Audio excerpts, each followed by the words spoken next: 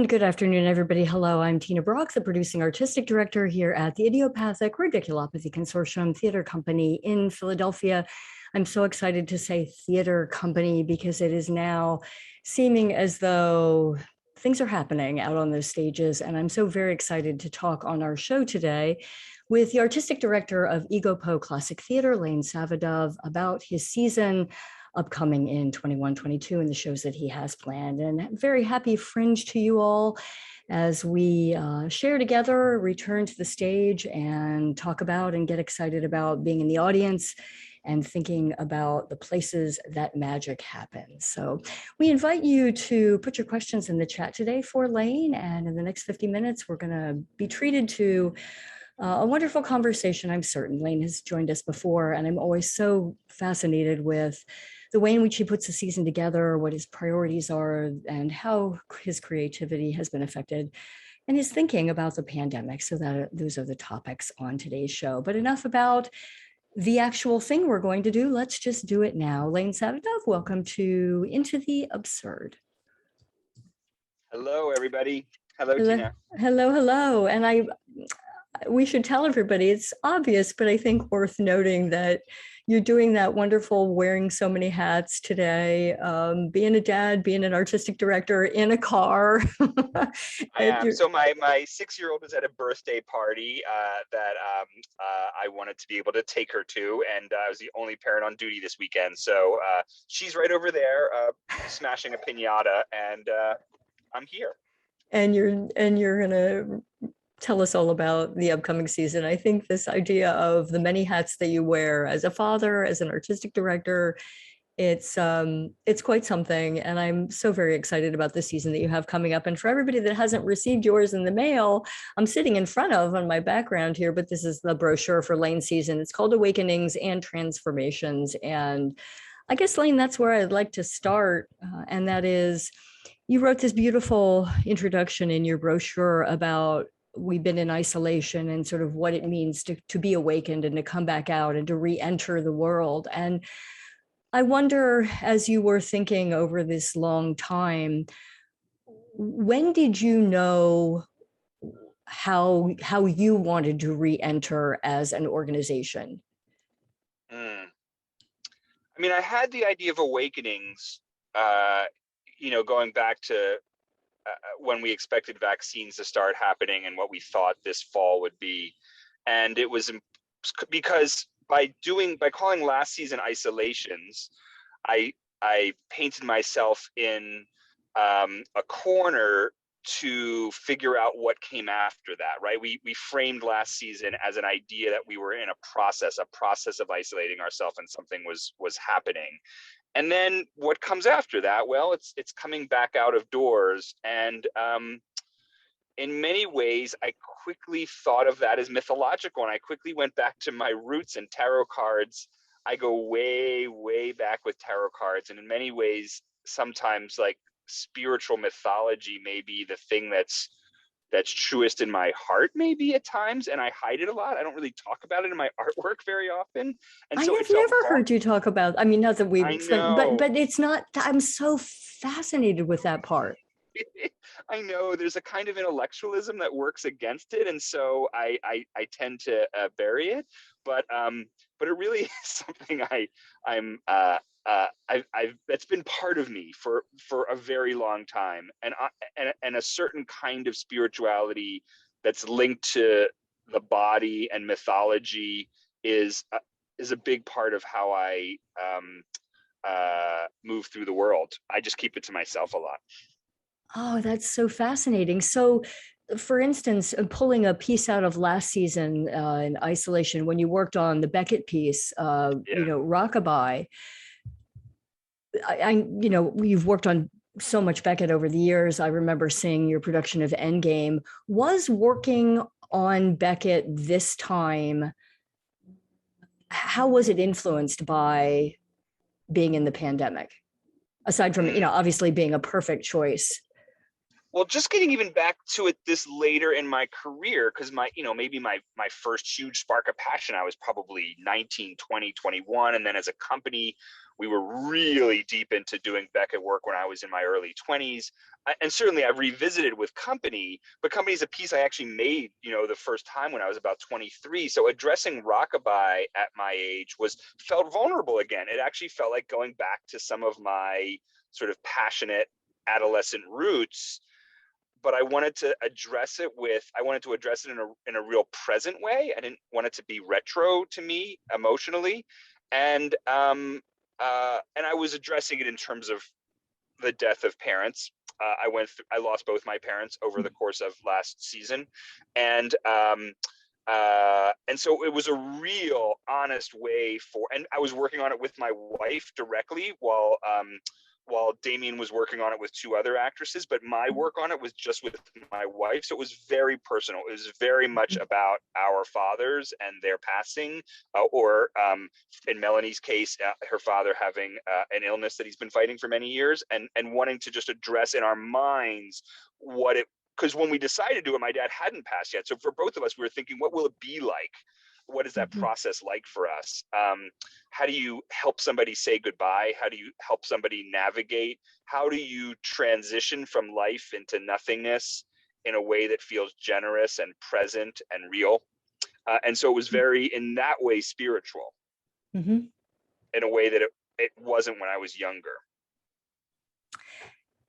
And to me, that is such a huge part of his work, and specifically rockabye. I think it is hard to be in that piece, not that I haven't performed that piece, but to read that piece, or to sort of be inside the understanding of it and not have it bring you to the places that you're talking about in terms of and isn't that the beauty of the work, that he provides that space for you to do that? How was it for the audience in working as observers on the other side of, can you give us a little background on how the audience experienced the play? And it was quite surprising, particularly to Melanie, to my wife. And she's the one who has over and over again this very intimate experience. But the audience meets on a corner. That's all that they know is going to happen, and then they walk through a back alleyway for the one that occurred at our house, and then through a back gate they take a chair in front of a window that has its Venetian blinds down, and then suddenly the Venetian blinds goes up, and as far away as my cell phone is to me, there's the woman in rockabye, and you're just in this incredibly personal relationship one-on-one for 10-12 minutes, and that occurring during the pandemic for many people was really profound and intense. And there was, I would say 50% of the people walking out of that backyard had tears on their face for all different kinds of reasons. I mean, it was just a bit of an overwhelming experience, and that really, Mel saw that, and Mel would sit there and perform and see people crying or people scared and then opening. And so just over and over again was this like spiritual process of connecting with a human being across this pane of glass at a time where there's been very little connections. And it was something. And I would say that probably set up, without me thinking about it until you asked about it, that probably set up the spiritual foundation for this season. Like that piece ended up being more spiritual and more profound than we expected.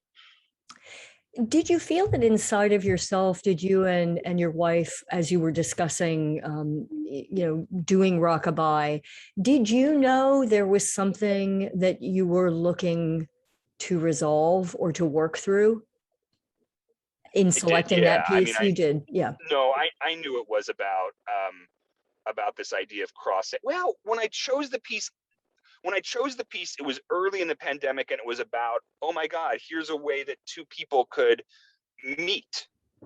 That's it. And because it's a piece about a woman looking out the window for connection, I went, oh my God, what a perfect pandemic piece. This is it. It's a piece that can happen in a storefront window and eventually became a house window.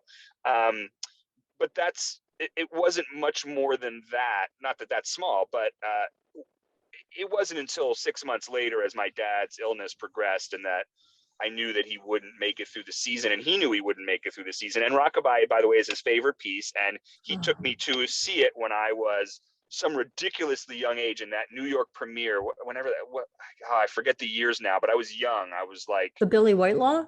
Yeah, Billy Whitelaw. I had to research it, but after she did it at SUNY Buffalo, which is where it premiered, because I was like, I know I saw Billy Whitelaw, and I'm pretty sure it was at La Mama where I would later work. And he took me there when I was like 9 or something. And sure enough, that after the SUNY Buffalo, they did a long week in New York at La Mama that was barely advertised. It was almost a pop-up, but it became the New York Times wrote about it. And yeah, my dad took me to see that because he's crazy, and when he hears some cool wackadoodle theater piece, the way he would think about it, he took me, and he was a single dad, and so I was going with him. Oh, that's a great And so story.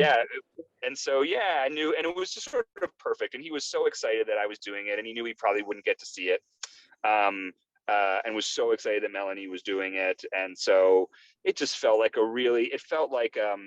was a very gentle goodbye love note. Yeah. I wonder if you were to, so just keeping on the Beckett, I want to get to season 2022 here, but I know, from your years of having worked on the work, are there other aspects of his work that you are contemplating doing again, say Waiting for Godot? I guess the real question is that sort of unlocking of that spiritual piece, be it linked to your family, to your father, and to all of what you just described. Is there another part of you that, say, if you were to do Godot now, would you do it? It wasn't that long ago that you did it here in Philadelphia, right? Maybe what? Yeah. 10? Yeah, something like that. 8 years ago, something like that. I just wonder if that sort of spirit piece in there, if you were to do it again, or say Endgame again, or Company, or any of those, if you think it would look dramatically different now. Oh, it would deepen Company in weird ways. Like, I just love going back to Company again. I love the pieces like Company and Not I and Rockabye, these really sort of like isolationists, like the deeper introspective pieces that don't need to layer on a comic sort of structure onto it. They mean a lot to me. I have to be ready to approach them, but they feel super genuine, feel super connected and human. And so and Company's about a man lying back in his back in the dark, slowly dying, and so wanting to figure out that mental aspect of what does it feel like, because he's trying to pinpoint in Company, it's sort of a pure version of Rockabye. He's trying to pinpoint the moment that we go from life to death, and how do you feel your way through that bridge. And so I'm always excited to take on Company again. I think I've done it, God, I don't know, I'm up 6-7 times now. I would always revisit that and keep deepening the music and the sense of touch. And I would love to take that on now, more than Godot and Endgame, probably. I don't know. There's just a cycle. Some plays cycle back into you again. I'm sure I'll do Endgame again. But yeah, that's where. Did you feel like working on Rockabye as a director, or working on it in conjunction, with Mel? Is there something qualitatively different about that rehearsal process for you on those specific pieces than in other works? Do you find that you feel differently during that time?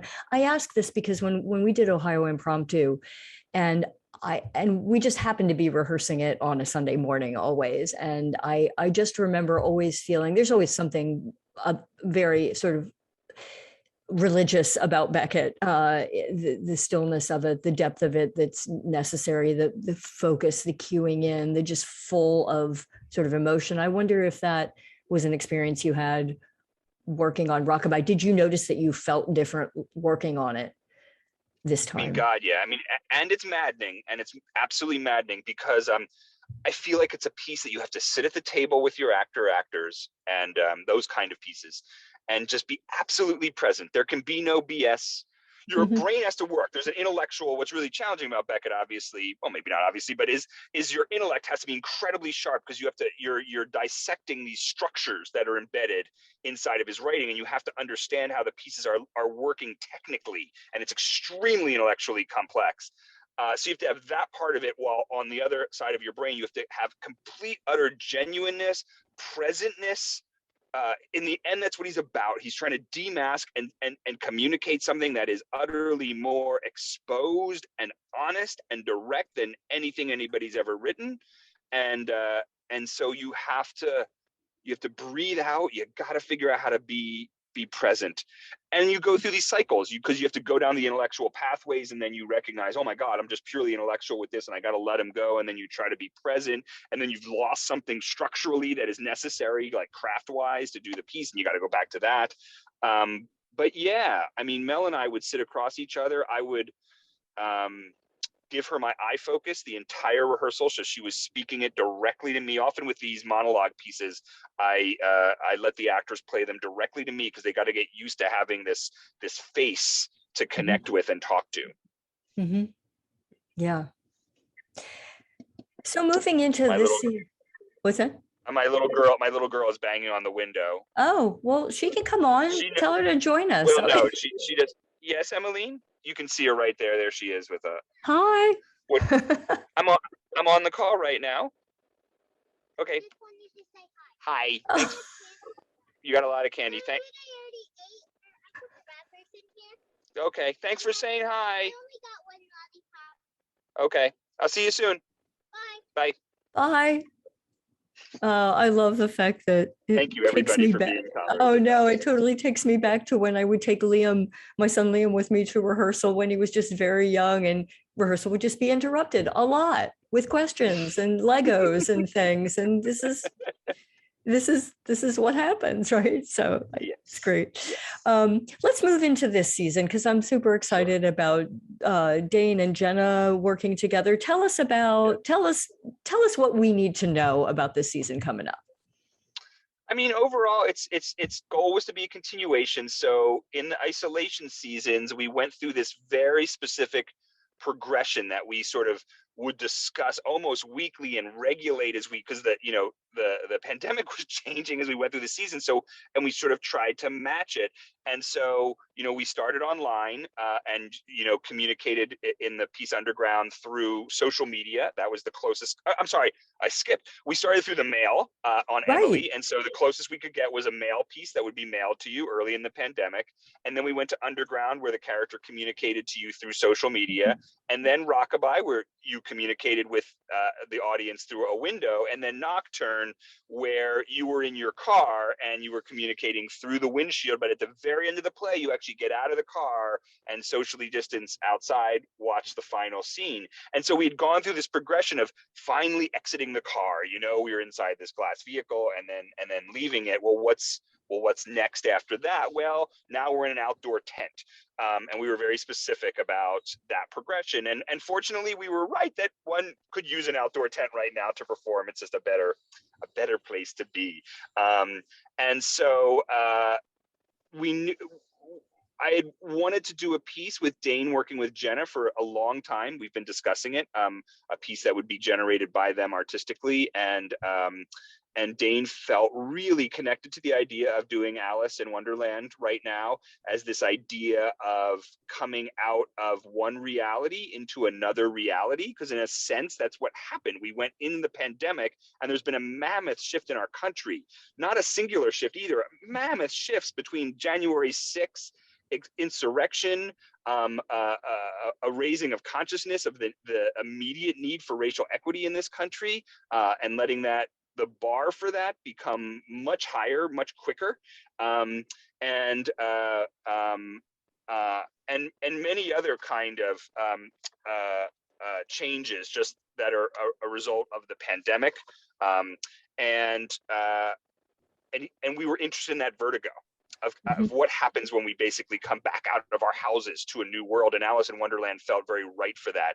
He has a much darker read on the novel about Alice really being not so happy about being in Wonderland, and Wonderland being a really painful place. And for him personally, Alice too is about, and I super connect to this, what's it like to be at a parents' party that's hedonistic, and they're drinking and having a wild time, and you're a child, and the lack of sense of safety that comes with that, the vertigo for the child that comes from this place of almost danger. It was actually the source, that was the theme of actually our Seagull, was that same exact sense of the child and their sense of like, yeah, lack of safety. So without giving too much away, will guests be a part of the party? Guests are a part of the party, and the story unfolds with them. They are, and yeah, absolutely. And it created this idea actually that we would do our gala, which is normally a spring standalone event, but our gala is actually the opening night of the party. So the true sense of being a party guest is you come to opening night, there's this catering by De Bruno, and there's champagne tours, and all this is on the Glenford estate on the Delaware River. So this incredibly old Philadelphia wealthy estate. It's gorgeous. I had never been out there. Hold on, my little girl wants me again. No, Yeah. it's fine. She can come on. Okay. No, she just wanted me to keep her candy in the car. Now it is. Oh, the piñata candy. Yes. No eating the candy. Don't worry. Okay. I'll make sure he doesn't. Promise. All right. Or go. Yeah. No, don't eat the candy. And so, yeah, it has this sort of decadent feel, and we are the parents having this decadent party celebrating coming out of COVID. And Alice goes through this journey while we're partying, basically, and we get to see it. It feels like it has somewhat of a Roaring 20s feel to it too. Just the celebration that follows. It's actually set in the 1960s, so it's a similar, like, that decadent, that decadent party atmosphere. Yeah. How was for you pandemic creatively? Did you find it to be, because it wasn't self-imposed isolation, it was, did you find that your days creatively were different in that it wasn't something you chose to put yourself on? I'm fascinated with how people creatively managed and manifest, how their creativity manifested during this time. Yeah, I mean, I'm very much a theater artist as opposed to a painter. And so for me, a director's creativity you need the structure of saying you're going to work on a show. Like, I have to name it. I don't just sit and work on theater abstractly without a destination. Other theater people concepts. do. I don't. We name it, we debate it, we have a destination. I may do a lot of play reading, don't get me wrong. And certainly a lot of the late spring, early summer going into this year was a lot of play reading, a lot of educating myself in areas that I wanted to. But because we were different, because we really wanted to keep producing. And that's the biggest question really of why I felt like I wanted to keep producing. And part of it was that, I had been through Katrina. I had the ability to produce had been taken away from me for a really long time. And I decided that I would fight back. I had a decision about, do I stop doing theater when something pulls the rug out of you that intensely? And I made a decision to work back so that I could have the structure of creating theater. And again, unlike painting, it's not just a decision, I want to do it today. You have to build, as you know, Tina, a giant infrastructure around yourself, and and the company is mammoth. It's like changing the direction of an aircraft carrier. But I decided I wanted to do that. So I wasn't going to let the damn pandemic do it again, in part. Now, I was okay going like, I'll flex as much as we need to flex. But it was Katrina and Dane, the staff of EgoPo, were really on my mind. I also wanted to figure out a way for us to just keep going on our journey together, whatever that journey would look like. And I wasn't going to be quick about going, oh, well, it's virtual. Because I don't really know what I really don't know what virtual theater is exactly. Because theater is by nature not virtual. It's the opposite. And so it was important for me to really figure out, I've made theater in so many difficult situations in so many unusual places that I was like, there's theater that can exist. We just gotta debate it and figure it out a lot. So I kept working. And so it didn't feel that different intrinsically. We put up a 4-show season and I was artistically directly involved heavily in 2 of them. And so, yeah, it didn't feel much different. I'm so glad to hear that. I mean, that's a great lesson in, I mean, firstly, the fact that you've had so many experiences and produced so much theater in so many different kinds of places under so many circumstances, many of them very, very difficult, certainly positions you to be rigorous about what you're doing. You've been there. Not that this is, I'm guessing, a little bit different in the sense of it's a pandemic and the whole world, as you say, is radically altered now.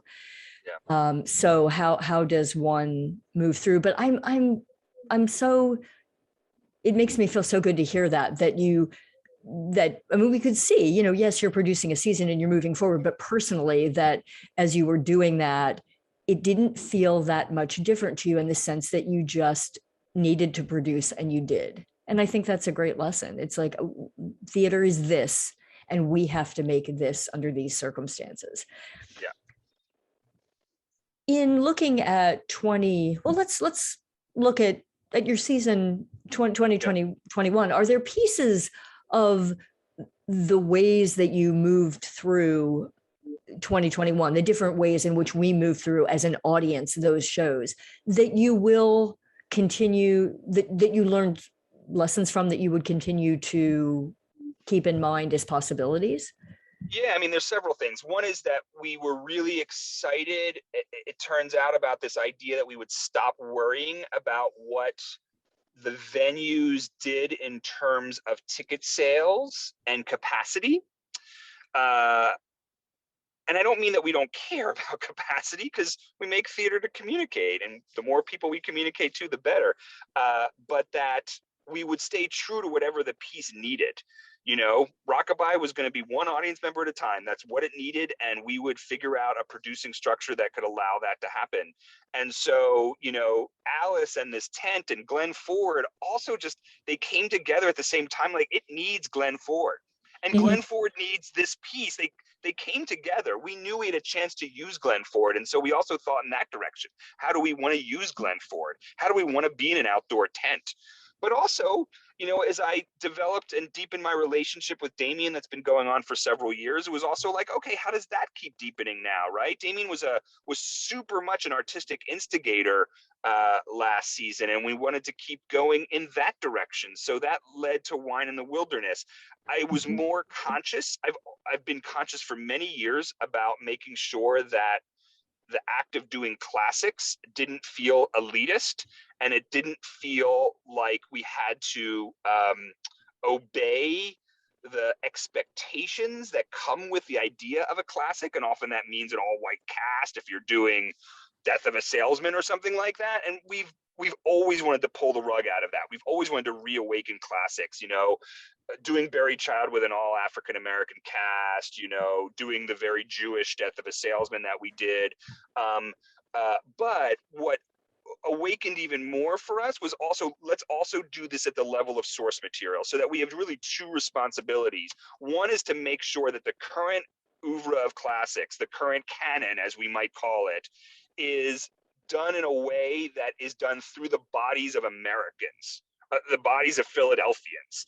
And so how does a classic change when we voice it and we body it with the community that we live in? That's one step. But the other step is redefine what the canon is. And that we recognize our responsibility as a classic company. Like, the world's not just going to redefine the canon for us. Like, as practitioners of classic theater, maybe we're the most responsible for redefining what the canon is. And so that's been a doubling down on our part. It's not like we haven't been doing it for a long time, but to really double down on it has been exciting. And to, do a deeper dive into Childress or in Mhm. to Lorraine Hansberry, and recognize that when I do commit to doing a deep dive, because doing a deep dive into a single playwright, it can be a 2-month commitment. You're like digging up material that might not be published and reading everything you can, and it takes a little while. And to give, like, for instance, we're not doing Hansberry this season, but we will do Hansberry.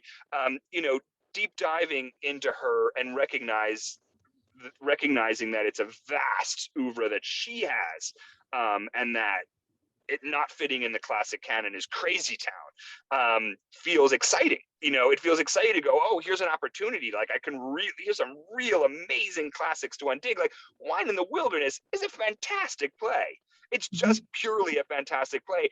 And it has a story structure, a set of characters that we just don't see. So you lean forward so much with it because you're like, I don't get to see this story told. This isn't talked about on stage. And yet it's clearly a classic play in all of the definitions of just how perfect the playwriting is, the structure of it, the depth of it, how fully developed it feels as a voice. Yeah, it's great.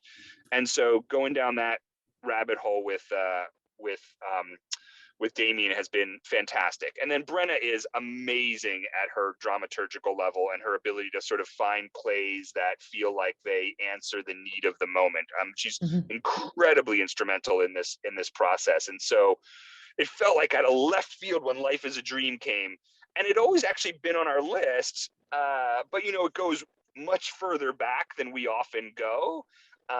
But doing the Spanish Age felt really ripe, and working with Felipe, who is in Colombia and was a Temple MFA grad who I knew quite well, and we've been debating for years the idea of working with Felipe, and so it's a great mix to do that play, and all of it came out of a deep dive on what is awakening for us, the sense of what's real, what's solid. How much is this pandemic and us, the weirdness of us wearing masks and classes and having everything in our life be Zooms, and this birthday party happening over here with kids with masks on their face? How much is this reality? How much will it feel like reality, 10 years from now? How do we process 9/11 20 years later? How much does it feel part of reality or just a dream? And so Life is a Dream is all about that. And then finally, it was just really important to me. This is very personal to me, the idea of going back and doing the Shubert piece that got shut down. And I can't say that people didn't talk me out of it. There were people who were like, move on, the time has passed. And I was like, no, when Katrina hit, we were, we had this amazing production of Spring Awakening sort of in stock that was ready to tour. And we had the Maids that was touring. And everything sort of got stripped from that. And it took us a year, but the first thing I wanted to do was I said, no, it's Spring Awakening. We're going back to our signature piece. I want the stability and the structure to say we can do this. I wanted to survive Katrina by remounting Spring Awakening. That was survival to me. And so for me, surviving this pandemic theatrically means putting up Curse of the Starving Class. It's a giant, difficult play. We were this close to opening it, and I wanted to open. And so that is an awakening for me. And that really fit in a deep way. So it wasn't stubbornness. It's just a deep way, I feel like, to really go through this secular awakening, it was necessary. How long will you rehearse Curse before it goes up? And will we'll back up like 1 week into the process from where we left off. So we'll probably go into a 2-week rehearsal process. We have the piece filmed. I want to stay with the blocking. It'll change as we all want it to change, but the blocking is the starting place. We're going to start literally from the day we walked off that stage, which was a fully, staged run of the show. Now you're moving over to Drexel. Are you? You're moving over into that space. Did anything significant have to happen in the rebuilding of the set? Or the spaces match up really well. It actually gives us a little bit more space that I actually really value. It's hard to explain, but the set almost breathes in a way spatially, and so I actually have more space to work with. And I love that Drexel space that Nick Anselmo worked with his faculty at Drexel to put together. And it hasn't been seen with professional shows very often, but it's an awesome space. And so I'm really excited to actually be out there and also let people recognize this very cool state-of-the-art black box that's out there. I think we talked about this the last time, but the question is popping up for me now. Did you ever have any desire to be on stage as an actor? Yeah, I consciously gave up that desire. Yeah, I was an actor director for about 4 years of my professional career. So maybe until about 25, 26, I would still perform. And it gave me too much stress. I knew it Mhm. wasn't a sort of natural fit for me. Um, I'm not saying that it's not stressful for all actors to walk out on the stage every night, but it was obsessive. It wasn't joyful, Mhm. and so I honestly just sort of naturally let it go. And my mind always went to directing. It was much more about, for me, being inside of these scripts and these structures and all of the kind of I'm just going to call it paperwork, for lack of all the paperwork that comes from directing. And I mean that creatively, and Mhm. it changes what that is, but making these, spreadsheets of scenes and what's going on tactilely and spatially and sensorially. And it was the more natural world for me to live in. God knows I act in my body constantly when I'm in the state of directing, and it's exhausting. You end a directorial day, and I tell this to actors who haven't directed all the time. I'm like, imagine having all the impulses you have in a given 4-hour rehearsal and not moving. Yeah, right. Well, you're moving a lot in the car today, right? You're I mean, There you you're go. very, I very am. animated, which is Need what to. came into but that totally makes sense with the way in which you approach the work and how the body Yeah. and um I guess, do you think that obsessiveness, if you will, that kind of drove you crazy as an actor or whatever, is just very well served in the in the directorial? I think that's Um, probably true. I think it probably has an avenue to go to, and in some ways, it's, in creating these structures that I teach when I'm teaching directing, they're almost like containers for you to obsess into. Yeah, that serves me. what is Oh, your, I think oh, we're birthday cake back? is coming over here. We can all see the birthday cake. Oh, Oh, okay. Well, maybe I'll get some soon. Okay. But everybody wants one, so you better come soon because the whole cake's gonna be gone soon. Okay, we'll do. Really soon, because there's a lot of guests, and these cakes are really small. Okay. Thanks, Em. So please get one like We'll do. in 1 minute. Okay. All right. It's okay if I don't have any. It is. Okay. Don't try to get cake, okay? Okay. Try your best to get. she's a All right. roving reporter. She is. She's the pinata, the roving pinata reporter. Like, I love that, the way that she's just looking after you and making sure you get your glucose, Yes. That's so great. I think we talked about this the last time, but and it's probably a very obvious question, but being a dad and now all the many hats that you wear, it feels like it has deeply influenced you and your work in ways. Did you Oh, ever imagine the ways in which it would? no, and I'm not sure I have the wisdom yet to really know how it influences. I'm just I feel like I always thought when I'd be getting a pair, I'd be like, oh, this is what I've learned from, and I'm like, I don't know I'm just anything. making it. I just make it happen every day.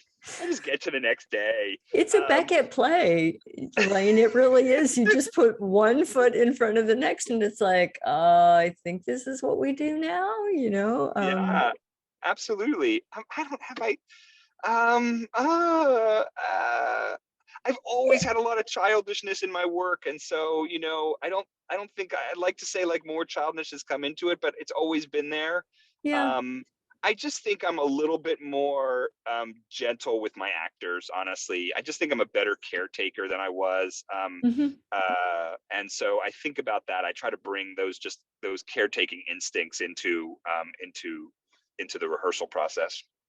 Well, you spoke earlier about when you're, rehearsing Beckett and you're sitting and your intellectual mind takes over and it goes down a path, but you realize that you still need to be just so acutely present. How do you in rehearsal, when often you have very large casts and you have multiple things and your brain is churning and there is just a lot happening. There's a lot of energy being shared in that room. It's true. What have you worked on over the years, or kind of how do you manage? It's a very large question and too large for No, an hour-long show, but I've thought about it because you need to stay present, and my answer is that the more that you prep, the more that I actually bring into that rehearsal as a director and that I already know. And so my prep has gotten more intense over the years. It's almost getting to the point where for every 4-hour rehearsal, I need 4 hours of prep that day. And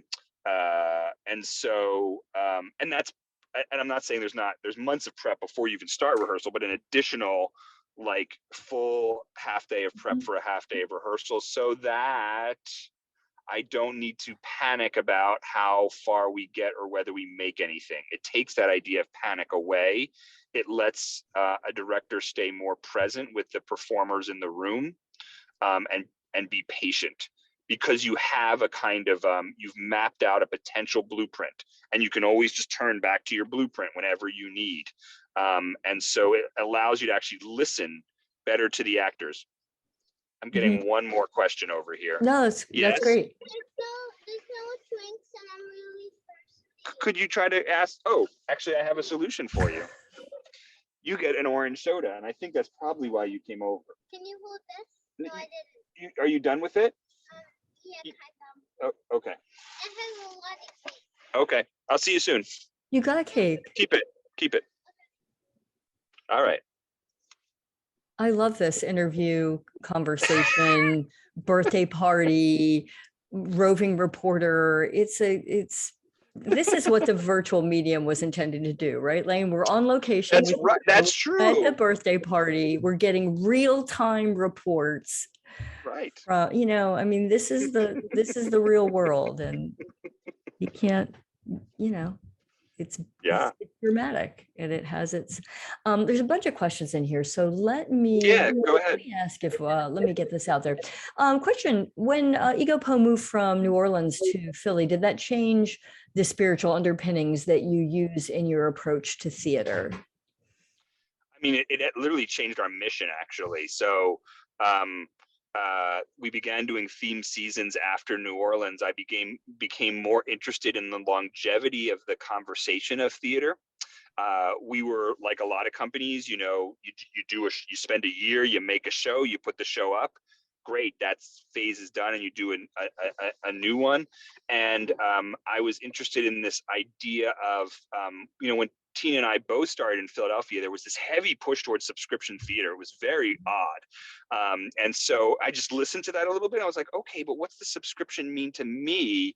And it became this idea of a narrative arc to a season of theater. And I got really interested in that idea. And we've been pursuing it ever since for the last 12 years, or longer than that now, 16 years in Philly. So that was the real big change. I mean, in a deeper level, now that when COVID hit, I recognized that, I wasn't going to get buffered in the wind too easily. I was going to really try to hold course. And so, yeah. Are there realizations that you made during that time you were away regarding maybe the way you run the company or certain aspects? And you've addressed this earlier in the conversation, but some things you just know you don't want to do anymore. Whether it's like you said, we're not going to worry about how many people show, we're going to make it happen so that if we have 5 people in the house, 5 people are in the house. Is there something about the way the company maybe ran, or the way, is there anything in that way, the complication of things, or is energy going in a direction that maybe isn't as productive? Was there any sort of pearls that were gleaned during that time?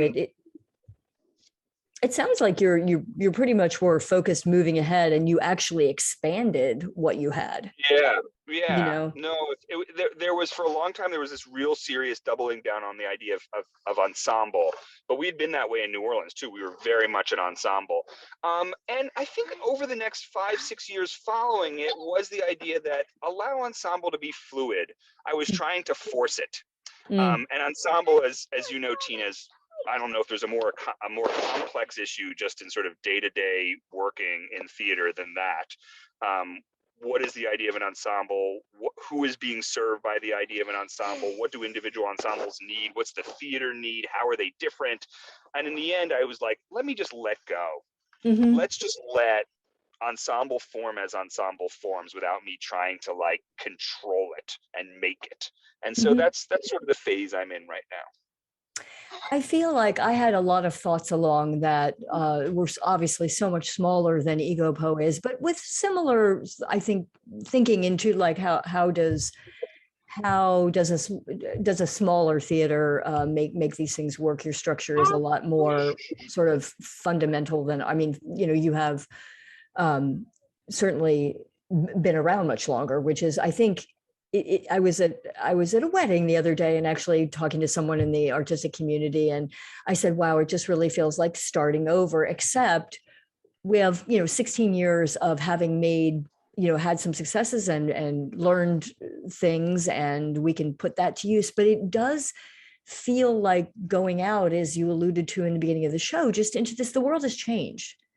And we don't really know what audiences are going to, you know, what is that capacity going to be like? Yeah. But as you say, to sort of take your mind off of that, this is something I've been working on. Just take your mind off of that. Approach it as if you were starting again, only you have the luxury of having a lot of years behind you. And it will be new and it will be different, you know? Yeah. Are there any, is there any expectation that, is there anything you're hoping to come out of this year?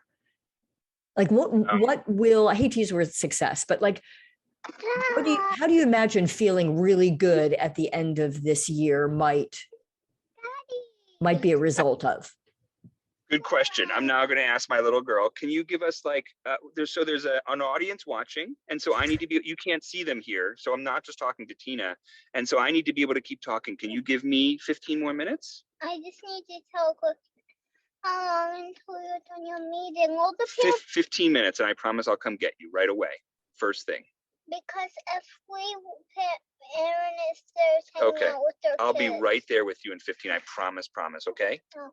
All right, I love you. Thank Have a you. good time. Back there, now. boy, you guys are getting a really indoor window in parenting tonight. Well, no, I think it's very dramatic. And in this sort of sense of life is so interesting. I just find it really, really interesting, these moments. And it's real, and we got to recognize the fact that, like, you know, having families and making theater, we can't separate them out again. I mean, theater makers have been abusive parents for 100 years, maybe forever. But like, you know, theater people have these crazy late rehearsal schedules, and kids have just been like, I can't be a parent to you like a regular parent.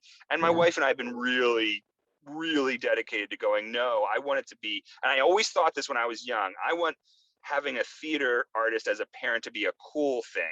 And I don't just mean cool like, ooh, I mean cool like they get to have an experience that other kids don't. And so I brought her to rehearsal the last 2 days, and I wanted her to see that. I want to see people gathering in a space just for a creative act, for no other reason. They gather for creativity, and that's it.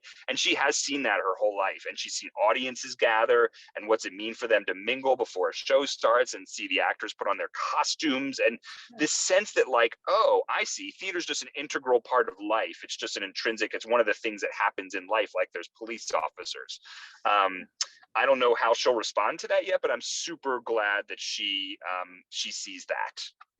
Oh, absolutely. And I think, you know, Liam's a lot older now, but I do think a lot about, boy, I wish I could go back and do years 2 through 10, you know, maybe I would be home more. I wouldn't be rehearsing as much. I wouldn't do that many shows. I wouldn't work full time and try to run a theater, you know, all of those things. But then we'll be talking about it and he'll say, there's just myriad ways, Mom, in which being exposed to you know, to those writers, to that, to those experiences was enormous in his decision to do certain things. So I think it's just in the fabric and so important. So that it's, that you make it just part of the experience.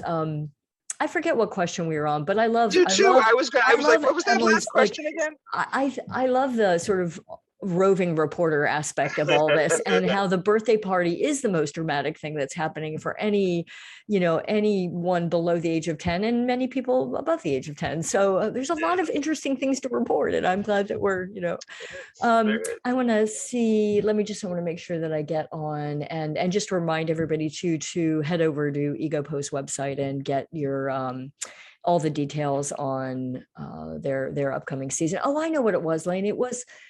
Is there, I don't know, this is like a lame question, but I'm going to ask it anyways. Like, because it sounds like you're very much paying attention to just what is coming your way instead of trying to plan it, and just really, absorb the gift and that is happening, which is what allowed you to create this season and make use of the people and the things in your world that were saying yes to you. Yeah. Is there something you'll feel at the end of, do you imagine at the end of this season, will having just come through it be a mark of like, we did it? Are you trying to sort of grow audience?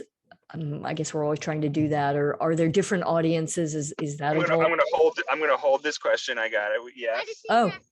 Yes. You can take your shoes off totally. Okay, can I keep them in the car? Just put them right next to the car. But somebody. Okay, I'll stay here and you can give them to me. Okay. One shoe There's a shoe. and a Great. All right. I'm back again. Good. So, as far as how is this season gonna carry forth? Yeah, I mean, just is it like, I don't know, will it, do you imagine that things are going to be fundamentally different in sort of rebuilding audience, or is that just a story waiting to be told? It's definitely a story waiting to be told, and no, I'm not but I'm very big picture when it comes to this, of like, oh my God, theater's been around, 5,000 years. Like, what happens in these 3 years is not intrinsically changing anything. I really don't think so. I think there's a lot of audiences excited about, Hadestown being back on Broadway, and they're flocking up to see it. And if that's happening this early, like, Lordy, when we open back up, I actually think when we do finally, whatever the official mark of like, we don't need to worry anymore, we can go do whatever we want, I think theater's going to have a heyday for a while. I think people really are going to want live interactive experience. I am sure about that. I think movie theaters are honestly going to have a huge heyday. I just think it's going to be so exciting to get back out of the house and just go places and adventure and have new experiences and be busy out in the world. And no, I'm excited for theater in that way. I think we'll probably open up in terms of what venues are. I think people are going to be less patient for boring stuff. I think the idea that, like, I don't know, I go to one theater only and see their 5 random shows every year might go away. I think there's more excitement about that. I think that was already happening, but I think more and more people are wanting to see whatever's cool out there, whatever piece strikes their fancy, and they want to have that experience. I think people are going to want experiences. I think theater's about experiences. And the more that we just treat theater as, there's 16 rows of audience and they sit back and the theater event happens inside of the proscenium arch and we're just observers of it, is like, we can do that on Netflix. Like, make it an experience. I don't know what that means for any theater artist, but like, it's got to be an experience. Like, experiences are 3-dimensional and sensorial, and they embed into memory, and they're some level interactive. And so I think there'll be a greater impatience and want for that. I would say so. Yeah. Because let's face it, we've gotten used to, and in many cases discovered pretty wonderful things on film and in television, and the comfort of of being home and not working so, I'm not going to say not working so hard, but not working maybe in the same way that we did before. And so I do think that specificity of like, and that excitement, they used to say back in the day when Ionesco, there was this anticipatory Ionesco excitement, because you always knew something unexpected was going to happen. Yeah. And that is what, people were always very, why they pursued that work with him. So Yeah. I agree with you, and I think they will be much more careful about, for many reasons. Careful is maybe too strong a word, but just selective, I think, in the work that they do. And don't we all just want want that? And I want to sort of match that. I want to make sure that we're careful and selective in the work that we do, that we don't put up 4 pieces just because we need to put up 4 pieces. And we didn't know that we would put up 4 pieces. These are the 4 pieces we felt like we wanted and needed to put up to address this idea of awakenings, to get that arc. But if 2 enormous pieces create this arc, or whatever does the conversation for the season is going to be what it is. I'm going to feel less of a need to be like, and there must be 3.5 shows. I've definitely felt that in the thinking about this, is like the space will happen and be there when that happens. And there's a number of things on the platter which are under consideration, which feel right for this time. But if it's not 3 shows, then it's not 3 shows. It's what we can and want to do that is going to contribute to the conversation right now, in this community and for our audience. So, well, Lane, thank you so much and thanks to your lovely daughter for giving us on-the-spot reporting at the birthday party today, and for sharing thoughts deep and far and wide on the upcoming season, your upcoming season. And I can't wait to see where it all goes. Thanks for being patient with me. And thank you always so much for just how present you are, how the depth that you get out of an interview, and just how comfortable and genuine it feels is really extraordinary. I mean that.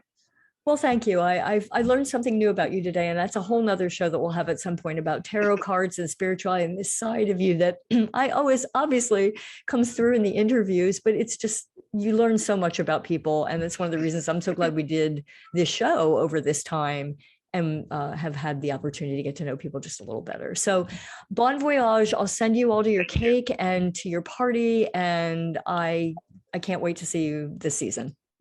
Thanks, Tina. Take care. Take care. Bye-bye. And thanks to everybody for joining us during this first of 4 Fringe shows, in which we will be coming to you at the same time, Saturdays at 5 p.m. It's a little bit of a different link every week because we're going through the Fringe. So if it looked a little bit different this week, that's what's going to be happening. And next week, we're going to be talking with Mark Wilson. Mark is the executive director of the Zollner Arts Center at Lehigh University. And we're going to be talking to him about his position, which happened during the pandemic, and what plans Mark has. Very interesting and full career on many different in many different areas of the arts. And I'm very excited to talk to him about the plans that he has for the Zollner Arts Center and how his journey brought him to this place. So I hope that you'll join us. That's Mark Wilson next week here on Into the Absurd. Have a lovely week ahead. I hope you get out to see some Fringe shows, and we look very forward to seeing you here at the table next Saturday at 5 p.m. Be well.